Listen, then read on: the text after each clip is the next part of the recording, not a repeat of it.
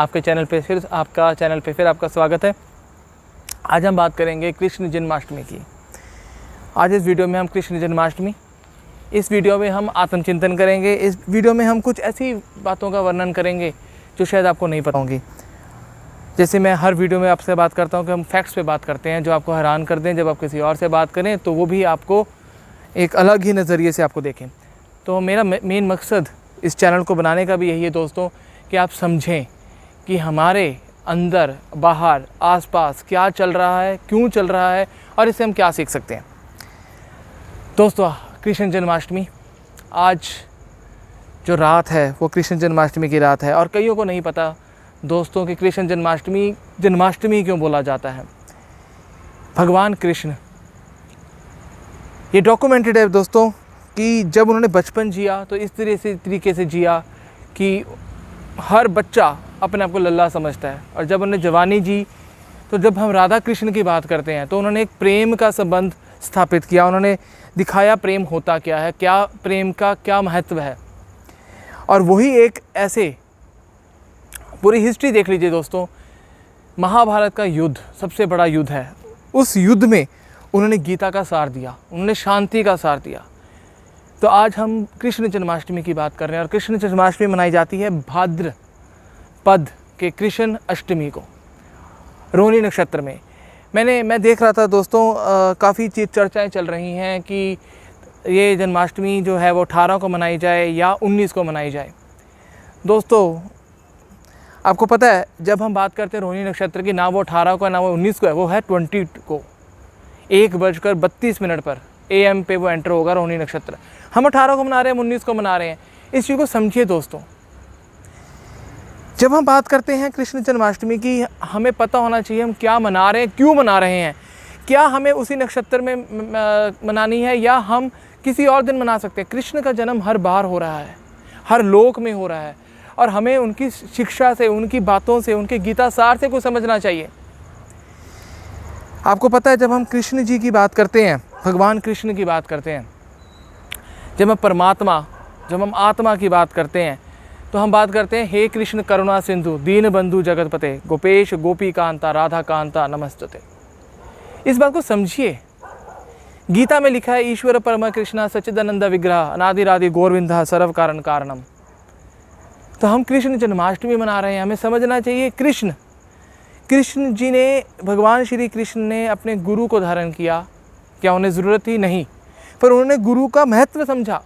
क्योंकि चाहे भगवान श्री कृष्ण, भगवान राम, भगवान परशुराम, आप देखिए एवोल्यूशन को, आप समझिए कि हमें सीखना क्या है कृष्ण जन्माष्टमी से। मैं देखता हूँ दोस्तों, जब हम किसी तीर्थ की बात करते हैं, कई लोग पूछते हैं कि जी आप तीर्थ गए, घूमने गए हो?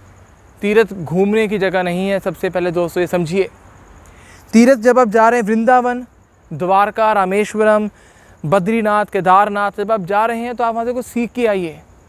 ये मैं इस कारण नहीं कह रहा दोस्तों क्योंकि मैं कृष्ण भक्त हूँ या मैं भगवान कृष्ण को मानता हूँ। आप ये समझिए, जब भी हम कोई कृष्ण जन्माष्टमी की बात कर रहे हैं, आप समझिए आप उन पर सीखेंगे क्या।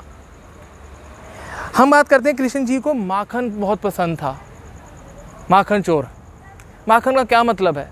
हमारा जो मन है, जब आप मैं दोस्तों, आप में से कितने लोग आजकल यंगस्टर्स हैं और योग की बात करते हैं, वो अपने आप को कंट्रोल करना चाहते हैं, वो अपने आप को एक ज्ञान की मुद्रा में लाना चाहते हैं। आप ये ट्राई करके देखिएगा दोस्तों, और गूगल पे कमेंट कीजिएगा अगर आपको ये पसंद आए। आप आंखें बंद करेंगे, सबसे पहले आपको ब्लैक दिखेगा। इसी कारण हमारे सारे भगवान हिंदू धर्म में, और मैंने पहले भी बात करी, धर्म माइथोलॉजी नहीं है, मैथोडोलॉजी है। आपको जीने की शिक्षा देता है, आपको अपने आप को स्थापित करने की एक राह दिखाता है। तो जब आप माखन की बात कर रहे हैं, हमारे सब हिंदू धर्म में सब भगवान ब्लैक या डार्क हैं। तो जब ब्लैक और डार्क की बात की जाती है दोस्तों, आप देखिए हमारा मन जो है वो एक दूध की तरह है। जब दूध और पानी को मिलाया जाता है तो आपको पता नहीं चलता दूध है या पानी है। पर जब आप उस दूध को थोड़ी देर के रखते हैं ना, ठहराव डालते हैं, मन को ठहराव डालेंगे, तो वो आपका क्या बनेगा? दही।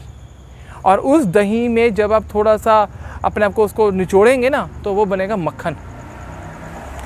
और मक्खन जो है वही योग है, वही एक्सट्रीम हमारा गॉड हेड एक्सट्रीम रिक्वायरमेंट है, एक्सट्रीम डेस्टिनेशन है।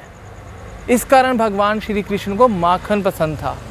वो समझिए, जब आप बात करते हैं कि जी भगवान श्री कृष्ण रास लीला करते हैं, गोपियों के संग हैं वृंदावन में, उनको समझिए।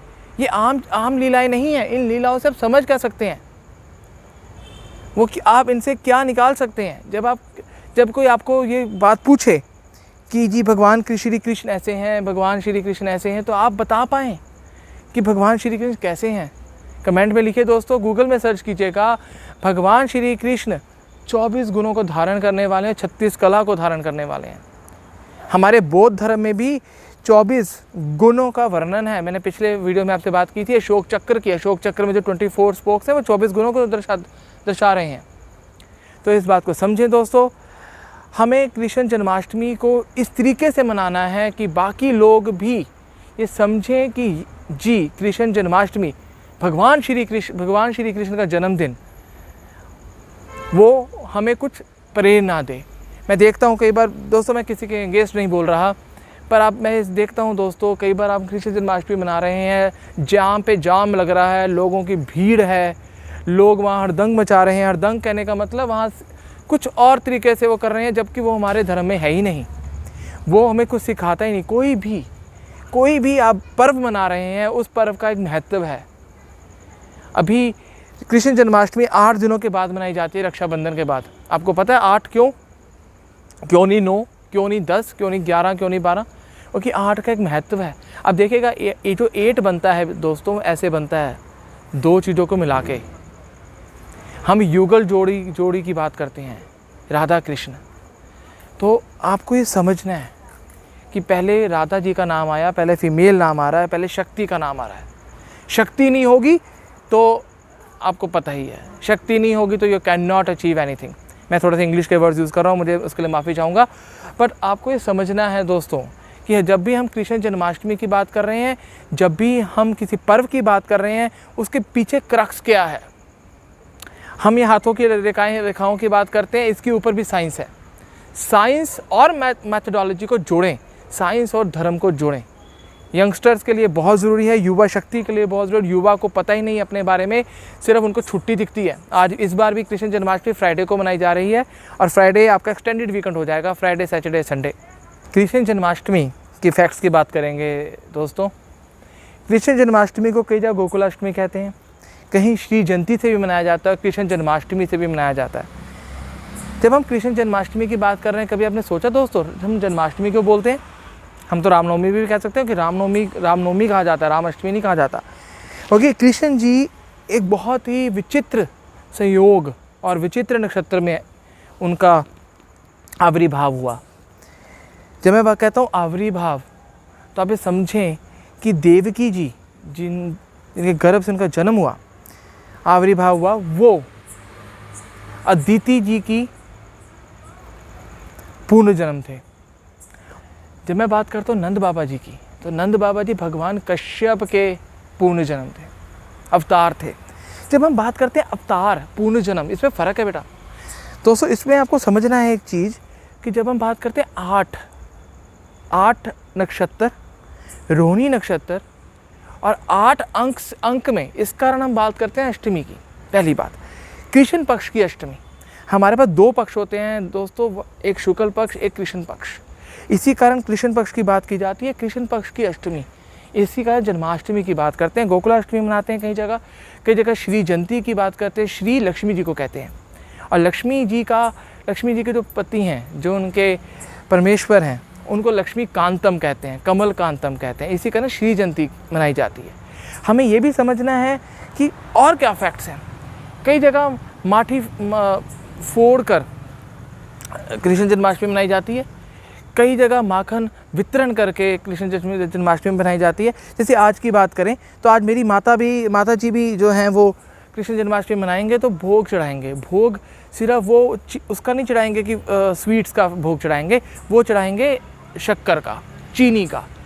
तो मैं यही बात करना चाहूँगा दोस्तों कि हमें अपने मूल्यों के साथ जुड़ना है, ये बहुत बहुत ज़रूरी। वाणी को यहीं विश्राम देते हुए आपसे अपील भी करना चाहूँगा दोस्तों कि कृष्ण जन्माष्टमी को, इस पर्व को इस श्रद्धा भक्ति से मनाएं कि हर भारतीय, हर कृष्ण भक्त, हर इंसान जो भी कृष्ण जी को मानता है या कृष्ण जी की बातों को सुनकर अपने अंदर विचारों को आत्मसात करने की कोशिश करता है और उनके दिखाए गए पाथ, जिसे हम कर्म योग बोलते हैं, उस कर्म योग पे चलना चाहता है, वो अपने आप को अपने साथ सब लोगों को मिलाकर उस पर्व का आनंद उठा सके।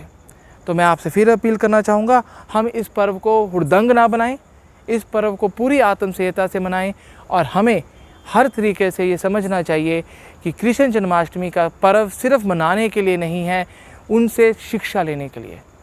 धन्यवाद। आखिर में दोस्तों, मैं डॉक्टर कमलकांत शर्मा आपसे यही अपील करूँगा, अगर आपके पास कोई इस और एलैबोरेटेड फैक्ट्स हैं या आप कुछ और किसी पर्टिकुलर टॉपिक पे बात करना चाहते हैं तो प्लीज़ कमेंट सेक्शन में लिखिए, और अगर आपको हमारी ये वीडियो पसंद आई हो तो इसको लाइक, कमेंट और सब्सक्राइब करें। धन्यवाद।